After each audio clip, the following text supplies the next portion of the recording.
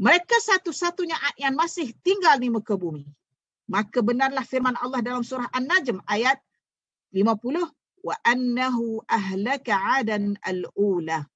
Wa annahu ahlaka 'adan al-ula. Kisah kaum Ad ini telah dirakamkan oleh Al-Alusi dalam bukunya Tafsir Ruhul Ma'ani bahawa kaum Ad ini telah dihancurkan oleh Allah Subhanahu Wa Taala sesudah hancurnya kaum Nuh alaihissalam. Apa yang menarik di sini ialah kenyataan Tabari yang dipetik di dalam kitab. Next. Lutfi.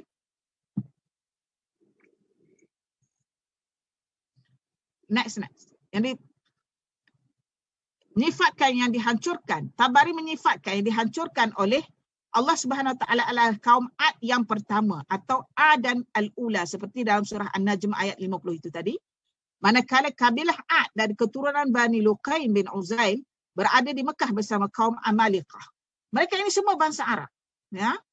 Manakala Al-Mubarik pula berpendapat bahawa Ad yang terselamat itu ialah Samud yang dikenali sebagai Al-Jabbarun. Ingat tak? Dalam surah, ada satu surah yang apabila Nabi Musa alaihissalam sampai di Padang Tih, kan dia sesak di Padang Tih selama 40 tahun. Musa alaihissalam tidak pernah berada di Palestin. Musa alaihissalam tidak pernah masuk ke Palestin. Tetapi siapa yang masuk Palestin? Dia telah menghantar Yusha. Dia telah hantar Yusha bin Nun. Ketika dihantar Yusha bin Nun itu, dia berdoa kepada Allah, jadikanlah Yusha bin Nun itu nabiyan. Apabila Nabi Musa berdoa, Yusha bin Nun itu sebagai nabi, Yusha bin Nun berdoa kepada Allah Subhanahu Wa Taala sebelum dia masuk ke kota Ariha itu, dia berdoa apa? Dia minta Allah Taala pegunkan matahari selama sejam. Tapi sebelum dia nak masuk ke kawasan Palestin itu, kaum Bani Israel yang ada pada waktu itu untuk masuk bersama-sama dengan Yusha bin Nun takut. Dia sebut apa? Haula'i jabbarun.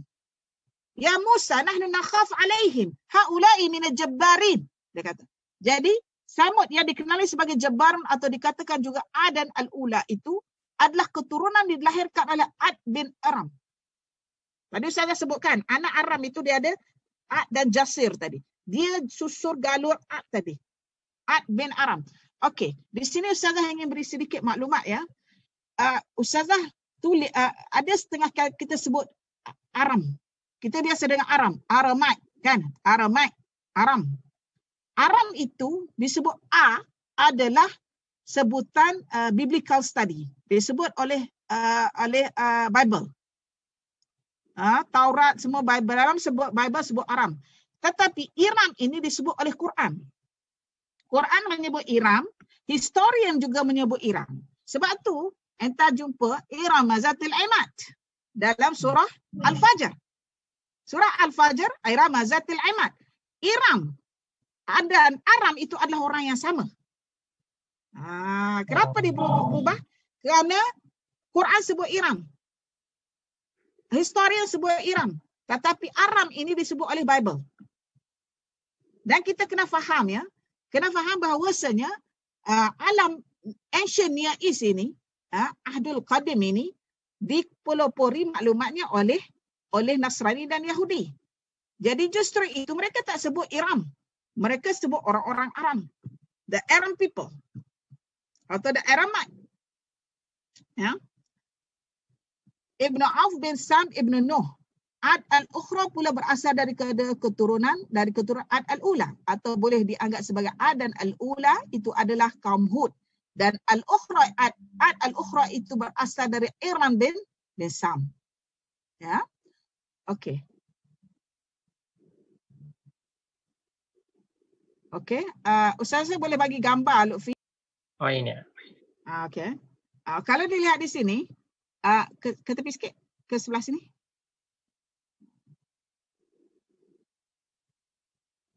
Okey. Lagi. Ini merupakan bandar ubar milik kaum Ad yang musnah. Ini masa sekarang tak tahulah sesudah perang dengan Saudi tahu itu kan sekarang ni Yaman. Tapi sebelum itu memang bandar ni wujud.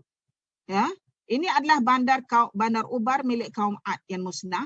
Dan sebenarnya sejarah kaum Ad ini telah diteroka oleh seorang amateur, jurnalis amateur berasal daripada Amerika Ustaz rasa. Dia pergi ke sana dan dia cuba cek bandar adakah betul Bible sebut. Dia tak kata Quran sebab dia Kristian. Kaum Ad ini wujud.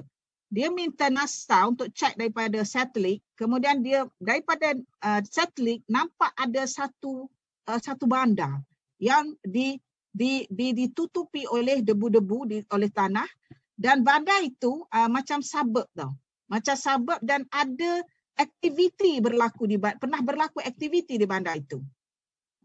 Dia kata ada dengan jalan untuk kenderaan lalu. Semua ada dia kata. Jadi di sini dia selain daripada kenyataan daripada amateur itu tadi, kalau ditengok kepada tulisan oleh Herodotus, tulisan Ptolemy, mereka ada menyebut bahawasanya orang-orang Aram ini disebut dalam bahasa Greek admiral.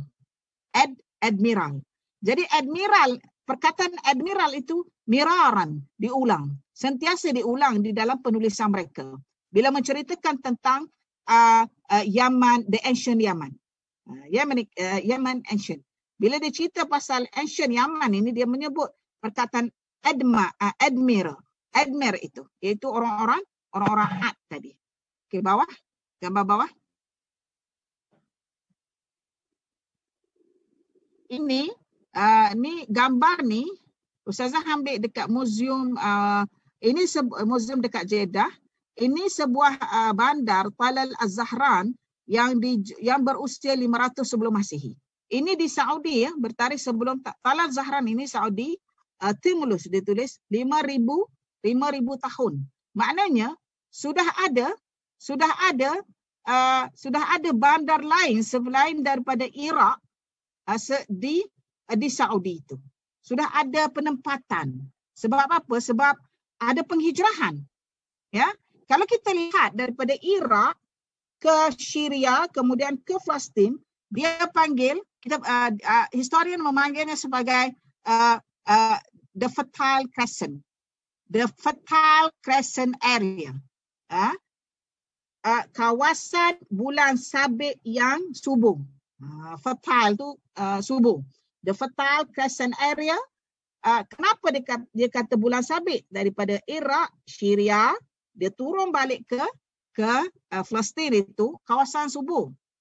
Sebab apa? Sebab kawasan Saudi ni, Mekah, Madinah ni adalah kawasan kering kontang. Orang tak duduk kawasan tu. Orang hanya lalu untuk perniagaan. Daripada Yaman nak pergi ke Syam, kena lalu kawasan Saudi tu.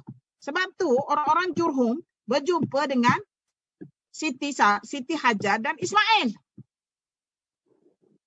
Ya, sebab mereka ikut jalan dekat berhampiran pantai. Mereka tak jalan lalu tengah-tengah tu.